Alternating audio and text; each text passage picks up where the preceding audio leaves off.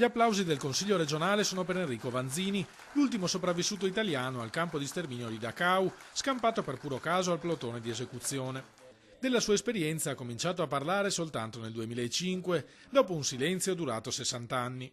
Ora, alla soglia dei 100, è protagonista del momento di approfondimento dedicato dall'Assemblea Veneta alla giornata della memoria. È stato importante la testimonianza di chi ha vissuto in prima persona quei periodi, la testimonianza di chi ha avuto nella propria famiglia segni concreti sulla carne rispetto a queste tragedie, ma poi anche la presenza degli studenti che hanno sicuramente recepito il messaggio.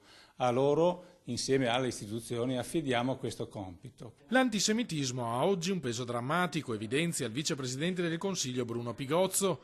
Pochi mesi fa in America le femministe ebree sono state cacciate dalla marcia delle donne contro Trump.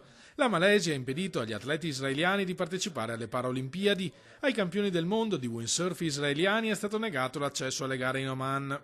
Lo scandalo è che nessuno leva alta la voce davanti a queste situazioni. Attualmente sempre di più, sia tra giovani ma anche purtroppo tra anziani oppure persone che dovrebbero rappresentarci, c'è una non cultura, cioè invece che il socratico so di non sapere, il non so di non sapere.